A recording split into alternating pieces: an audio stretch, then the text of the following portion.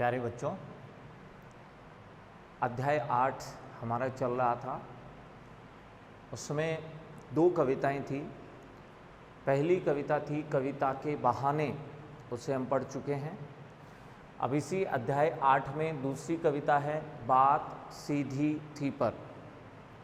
कवि कुंवर नारायण है। हम पढ़ चुके हैं कि कुंवर नारायण प्रयोगवाद से संबंधित कवि हैं और तीसरे सप्तक के कवि हैं। प्रयोगवाद से संबंधित ये कविता है बात सीधी थी पर। इस कविता में कवि ने ये बताने का प्रयास किया है कि बहुत सरल बात हो, सीधी सी बात हो, सरल बात हो, फिर भी हम अगर उसमें अच्छे शब्दों का या साहित्यिक शब्दों का या उच्च स्तरीय शब्दों का और भाषा का प्रयोग कर देते हैं तो बात उससे कठिन हो जाती है।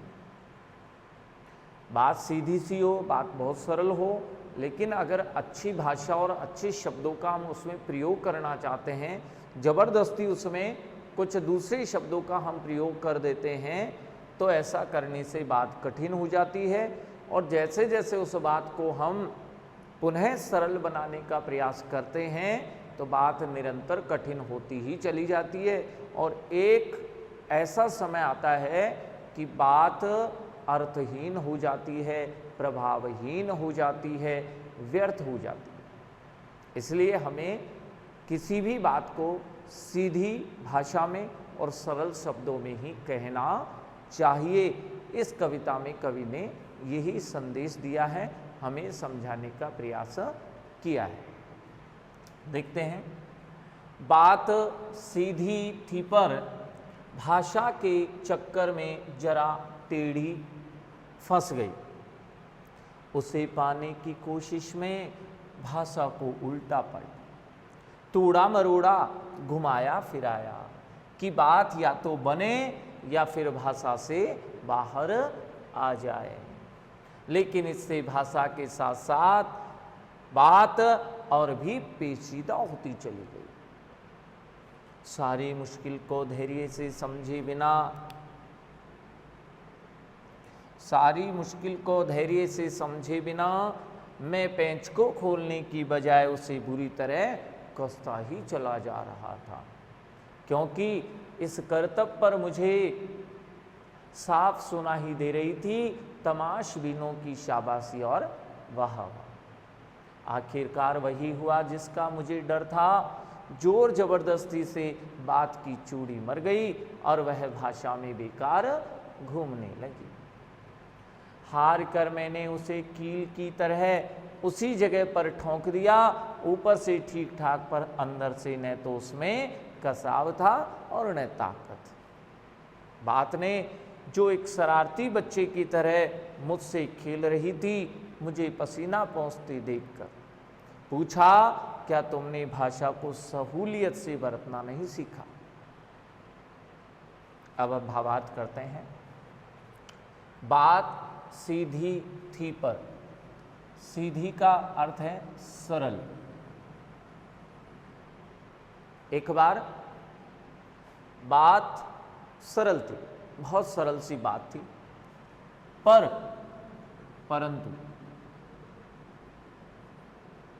परंतु भाषा के चक्कर में, भाषा से पहले हम अच्छी और जोड़ लेंगे, अच्छी भाषा के प्रयोग के चक्कर में।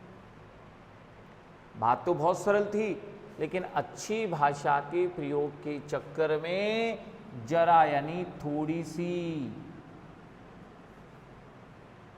टेढ़ी फंस गई, कठिन हो गई।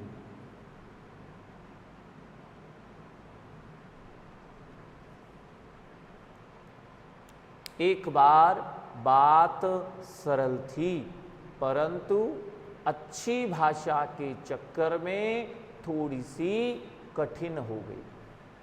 बात बहुत सरल थी, लेकिन कवि ने कहा कि मैंने उसमें कुछ अच्छी भाषा का प्रयोग करना चाहा और ऐसा करने पर वह बात थोड़ी सी कठिन हो गई। उसे पाने की कोशिश में। जैसी बात थी अब पुनः उसे उसी स्थिति में पाने का प्रयास कर रहे हैं। उसे यानी उस बात की बात हो रही है, उस बात को उसी स्थिति में पाने की कोशिश कर रहे हैं। अब कवि बात को पुनः सरल बनाने की कोशिश में भाषा को उल्टा पलटा। कवि वापस उसे सरल बनाने के लिए देखो क्या कर रहे हैं, उल्टा पलटा का अर्थ है परिवर्तन करना, कि उस बात को पुनः सरल बनाने की कोशिश में, जो थोड़ी सी कठिन हो गई है, अब उसे पुनः सरल बनाने की कोशिश में भाषा को उल्टा पलटा, यानी मैंने उस भाषा में फिर थोड़ा परिवर्तन किया। तोड़ा मरोड़ा, तोड़ने का अर्थ है हटाना और मरोड़ा का अर्थ है जोड़ना। मैंने कुछ शब्दों को हटाया और कुछ नए शब्द जोड़े। घुमाया फिराया, आगे पीछे किया। घुमाया फिराया का अर्थ है आगे पीछे करना। मैंने शब्दों को आगे पीछे भी करके देखा कि बात बन जाए। बात बनना एक मुहावरा है, बात बन गई या बात बन जाए एक मुहावरा है। इसका अर्थ है कि जो काम हम करना चाहते हैं वो काम हमारा हो गया। अब कवि यहाँ पर उस बात को सरल बनाने की कोशिश में है, तो ये कह रहे हैं कि इतना मैंने किया कि उस बात को पुनः सरल बनाने की कोशिश में मैंने भाषा में परिवर्तन किया, कुछ शब्द हटा दिए, कुछ नए शब्द जोड़ दिए, शब्दों को आगे पीछे किया, जिससे कि बात बन जाए। कैसी बन जाए? सरल बन जाए, जिससे कि वह बात पुनः सरल बन जाए या भाषा से बाहर आ जाए। बाहर आने का मतलब उसका अर्थ स्पष्ट हो जाए। भाषा से बाहर आने का अर्थ है अर्थ स्पष्ट हो जाए। कवि कह रहे हैं कि इतना काम मैंने किया है कि बात फिर से वो सरल बन जाए और फिर से उस भाषा का अर्थ है स्पष्ट होने लग जाए। लेकिन इससे भाषा के साथ साथ वह बात और भी पेचीदा, पेचीदा का अर्थ होता है कठिन, वह बात और भी कठिन होती चली गई। कवि कह रहे हैं कि एक बार बात बहुत सरल थी, परंतु अच्छी भाषा के चक्कर में वह थोड़ी सी टेढ़ी हो गई, कठिन हो गई। उसे फिर से सरल बनाने की कोशिश में मैंने भाषा में परिवर्तन किया, कुछ शब्द हटाए, कुछ नए शब्द मैंने जोड़े, शब्दों को आगे पीछे भी किया, जिससे कि बात वह सरल बन जाए, फिर से उस भाषा का अर्थ स्पष्ट हो जाए। लेकिन जैसे जैसे कवि कह रहे हैं मैंने ये काम किया, उसे सरल बनाने की कोशिश की, तो क्या हुआ? इससे भाषा के साथ साथ वह बात और भी कठिन होती चली गई। कवि तो उसे सरल बनाने का प्रयास कर रहे हैं, लेकिन वैसे वैसे वह बात और भी कठिन होती ही चली गई। सारी मुश्किल को धैर्य से समझे बिना मैं पेच को खोलने की बजाय बेतरह कसता चला जा रहा था। यहाँ पेच खोलना, रहस्य जानना, पेच खोलना भी मुहावरा है और इसका अर्थ होता है रहस्य जानना। यहाँ पर एक उदाहरण से हम सीखेंगे इसे।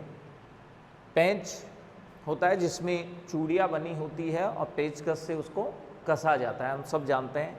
तो यहाँ पर एक उदाहरण से समझेंगे कि जैसे पेच जब सही नहीं लगता है, सही नहीं कसा जा रहा है, तो उसे खोलने की बजाय बेतरह यानी बुरी तरह उसे कस दिया जाता है। पेच सही नहीं लगा, फिर भी हम उसे बुरी तरह जोर जबरदस्ती से उस पेच को कस देते हैं। जैसे पेच को खोलने की बजाय उसे बुरी तरह कस दिया जाता है, वैसे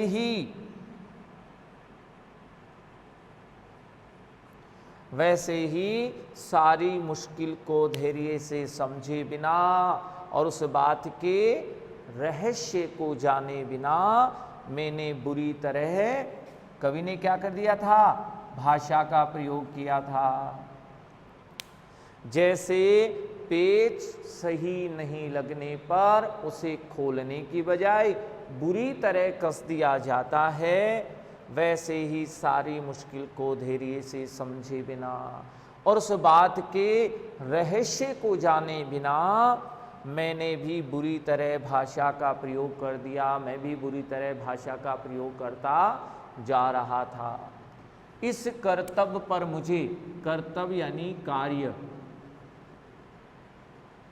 इस कार्य पर मुझे तमाशबीन यानी तमाशा देखने वाले, इस कार्य पर मुझे तमाशा देखने वालों की शाबाशी और वाह वाह साफ सुनाई दे रही थी।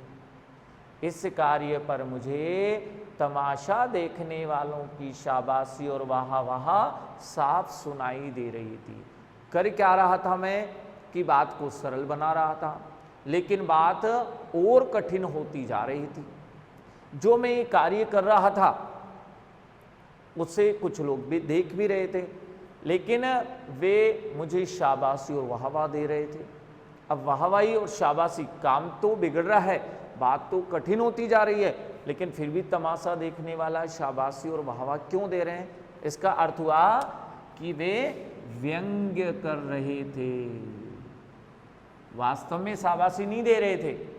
शाबाशी तो तब देते हैं जब कार्य अच्छा होता है। यहाँ बात और कठिन होती जा रही है, काम और बिगड़ रहा है, लेकिन फिर भी शाबाशी और वाहवाह, इसका अर्थ हुआ वे शाबाशी और वाहवाह नहीं, वो तो व्यंग्य कर रहे हैं। इस कार्य पर मुझे तमाशा देखने वालों की शाबाशी और वाहवाह साफ सुनाई दे रही थी, अर्थात वे मुझ पर व्यंग्य करने लग गए थे। पुनः देखते हैं, जैसे पेच सही नहीं लगने पर उसे खोलने की बजाय बुरी तरह कस दिया जाता है, वैसे ही सारी मुश्किल को धैर्य से समझे बिना और उस बात के रहस्य को जाने बिना कि बात क्यों और कठिन होती जा रही है, उस बात के रहस्य को जाने बिना ही मैं बुरी तरह भाषा का प्रयोग करता चला जा रहा था और इस कार्य पर मुझे तमाशा देखने वालों की शाबाशी और वाहवाह साफ सुनाई दे रही थी, अर्थात वे मुझ पर व्यंग्य करने लग गए थे। अब यहाँ से प्रश्न पूछा जा सकता है कि सारी मुश्किल को धैर्य से समझे बिना कवि ने क्या कर दिया था और उसका क्या परिणाम निकला? तो हम बता सकते हैं कि सारी मुश्किल को धैर्य से समझे बिना, बात के रहस्य को जाने बिना ही कवि बुरी तरह भाषा का प्रयोग करते चले जा रहे थे और परिणाम ये निकला कि इस कार्य पर तमाशा देखने वाले शाबाशी और वाहवाह देने लग गए थे, अर्थात वे कवि पर व्यंग्य करने लग गए थे।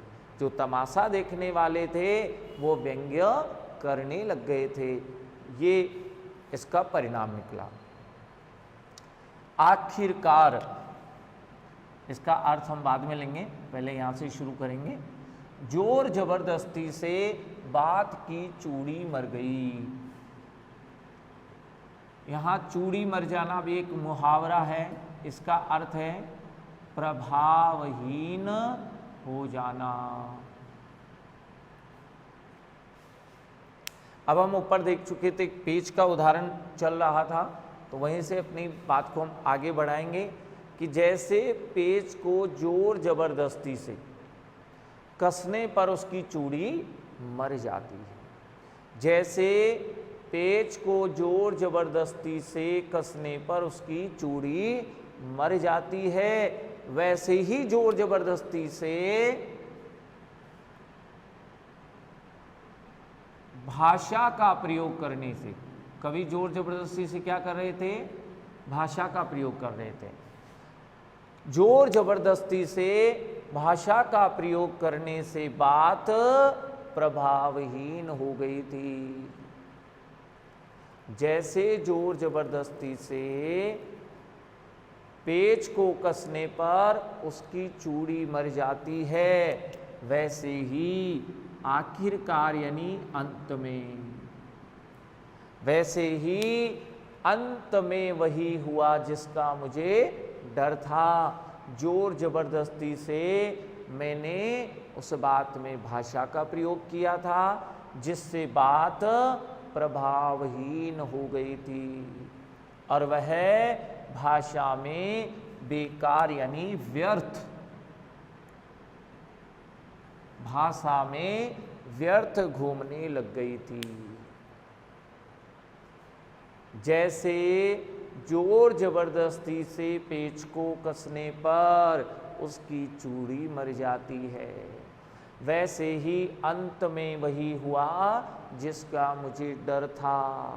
जोर जबरदस्ती से मैंने भाषा का प्रयोग किया और ऐसा करने से बात प्रभावहीन हो गई और वह भाषा में व्यर्थ घूमने लगी, अर्थात अब उसका कोई महत्व नहीं रहा, अब उस बात से कोई अर्थ नहीं निकल रहा है, वह प्रभावहीन हो चुकी। यहां से भी प्रश्न बनता है कि आखिरकार वही हुआ जिसका मुझे डर था। कवि को क्या डर था और क्या हुआ, ऐसा प्रश्न आ सकता है। आखिरकार वही हुआ जिसका मुझे डर था, कवि को क्या डर था और क्या हुआ। तो हम बताएंगे कि कवि को ये डर था कि जैसे जोर जबरदस्ती से पेच कसने पर उसकी चूड़ी मर जाती है, वैसे ही जोर जबरदस्ती से भाषा का प्रयोग करेंगे तो बात प्रभावहीन हो जाएगी, ऐसा कवि को डर था। और आखिरकार अंत में वैसा ही हुआ कि कवि ने जब वास्तव में भाषा का प्रयोग जोर जबरदस्ती से किया तो वास्तव में बात प्रभावहीन हो गई और भाषा में वह व्यर्थ घूमने लगे। हार कर मैंने उसे कील की तरह उसी जगह पर ठोक दिया, लगा दिया। ऊपर से ठीक ठाक पर अंदर से न तो उसमें कसाव था और न ताकत। कसाव यानी कसावट। अब ये कहा जा रहा है, जो ऊपर एग्जाम्पल चल रहा है उसको आगे बढ़ाते हैं कि जब पेच को जोर जबरदस्ती से कसा था उसकी चूड़ी मर गई थी। उसी एग्जाम्पल को आगे बढ़ाते हैं कि जब जोर जबरदस्ती से पेच कसने पर उसकी चूड़ी मर गई, उसे का अर्थ है उस पेच को जिसकी चूड़ी मर गई है। तो चूड़ी मर जाने पर उस पेच को कील की तरह, कील ऐसी होती है कि जिसमें चूड़ियां नहीं होती, उस कील को ऐसे ही कहीं पर भी ठोक दिया जाता है, लगा दिया जाता है। तो ये कहा जा रहा है कि चूड़ी मर जाने पर उस पेच को कील की तरह मैंने उसी जगह पर ठोक दिया, लगा दिया। जैसे कहीं पर पेच लगाना था, उसकी चूड़ियाँ कसनी थी, लेकिन उसकी चूड़ियाँ मर चुकी है, तो चूड़ियाँ मरने के बाद भी उस पेच को हमने उसी जगह पर लगा दिया। अब क्या होगा, जिस पेच की चूड़ी मर गई है फिर भी हमने उस पेच को उसी जगह पर लगा दिया, तो क्या होगा, ऊपर से वह ठीक ठाक, वो पेच ऊपर से तो ठीक ठाक नजर आएगा, लेकिन हम उसे आसानी से ऐसे ही निकाल सकते हैं क्योंकि चूड़ियाँ नहीं है, केवल लगा हुआ है, तो ऊपर से ठीक ठाक नजर आता है लेकिन हम उसे आसानी से निकाल सकते हैं। इसीलिए कहा जाता है कि ऊपर से वह ठीक ठाक नजर आता है लेकिन उसके अंदर न तो कसावट होती है और न ही ताकत। जैसे चूड़ी मर जाने पर उस पेज को कील की तरह उसी जगह पर लगा दिया जाता है, तो ऊपर से वह पेज ठीक ठाक नजर आता है, लेकिन अंदर से न तो उसमें कसावट होती है और न ही ताकत। ये तो एग्जाम्पल है। मुख्य बात कवि क्या कहना चाहते हैं, देखिए, हार कर मैंने भी उसे का मतलब यहां उस बात के लिए कहा जा रहा है। हार कर मैंने उस बात को उसी जगह ठोक दिया, उसी स्थिति में छोड़ दिया। हार कर मैंने उस बात को उसी स्थिति में छोड़ दिया। अब वह बात भी ऊपर से तो ठीक ठाक नजर आ रही थी, लेकिन प्रभावहीन, कसावट नहीं होने का अर्थ है प्रभावहीन, और ताकत का अर्थ है अर्थहीन।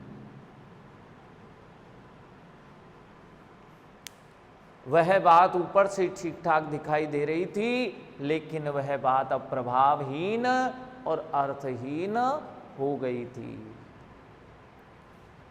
पेच की चूड़ी मर जाने पर उसे कील की तरह उसी जगह पर लगा दिया जाता है, तो ऊपर से वह पेच ठीक ठाक नजर आता है, लेकिन उसके अंदर न कसावट होती है और न ही ताकत होती है। उसी प्रकार हार करके मैंने भी उस बात को उसी स्थिति में अब छोड़ दिया। कभी बहुत परेशान हो गए, इतना बदलाव, इतना परिवर्तन किया, फिर भी बात कठिन होती चली गई, तो हार करके कवि कह रहे हैं कि मैंने उस बात को उसी स्थिति में अब छोड़ दिया। ऊपर से वह ठीक ठाक नजर आ रही थी, लेकिन वह बात अब प्रभावहीन और अर्थहीन हो गई थी। बात ने जो शरारती बच्चे की तरह मुझसे खेल रही थी। कवि कह रहे हैं कि वह बात एक शरारती बच्चे की तरह मेरे साथ खेल रही थी। यहां बात की तुलना एक शरारती बच्चे से की गई है।